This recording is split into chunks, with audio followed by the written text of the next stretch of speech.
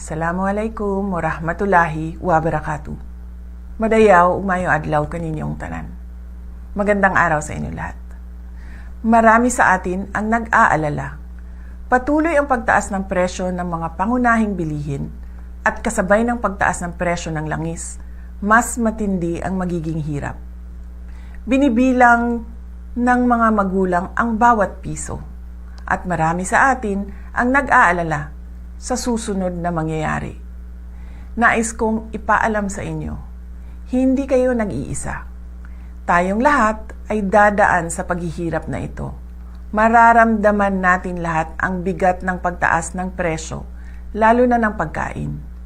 Ngunit meron pa tayong magagawa bilang mamamayan at isang komunidad. At lalong merong kailangang gawin ang pamahalaan. Para sa ating mga lokal na pamahalaan, marami sa mga non-essential na mga aktibidad na gumagamit ng langis ang pwedeng ipagbawal muna, tulad ng parada sa festival.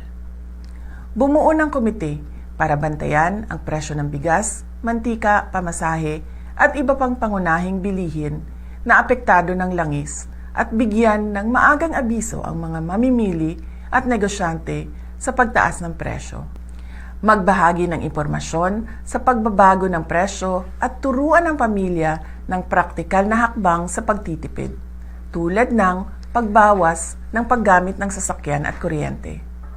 Palakasin ang suporta sa lokal na magsasaka at maliliit na supplier upang mabawasan umasa sa imported na produkto para makapagbigay ito ng buffer sa biglaang pagtaas ng presyo. Magpalabas ng mga orders sa pagtitipid sa LGU na susundin ng lahat ng opisina kasama na ng barangay. Bilang individual na mamamayan, ang mga sumusunod ay iilan lamang sa mga pwedeng gawin na makakatulong sa ating pamilya. Bigyang prioridad ang pangunahing bilihin at planuhin ang budget ng pamilya. Bumili muna sa lokal na produkto upang palakasin ang lokal na ekonomiya at mabawasan ang epekto ng pagtaas ng langis. Bawasan ang hindi kailangang paggamit ng enerhiya tulad ng pag-carpooling, bisikleta at pwedeng ayusin ang schedule ng lakad upang mabawasan ang madalas na pagbiyahe. Ngunit ang responsibilidad na protektahan ang mga mamimili ay higit pa sa ating mga tao o komunidad. Sa mga ahensya ng gobyerno na may tungkulin dito, kumilos na kayo. Kailangan bantayan ang presyo ng langis at epekto nito sa pangunahing bilihin at transportasyon. Magbigay ng maagang babala at magbigay ng paliwanag para sa mga mamamayan. Ipatupad ang mahigpit na hakbang laban sa hoarding at labis na taas presyo. Gawing regular ang inspeksyon at isarado ang mga lalabag na negosyante. Magbigay ng pansamantalang subsidiyo o price caps sa produktong pagkain at isaalang-alang ang targeted cash transfers sa low-income na pamilya. Magbigay ng advisory sa fuel-efficient na distribution ng pagkain at insentibo sa pampublikong transportasyon.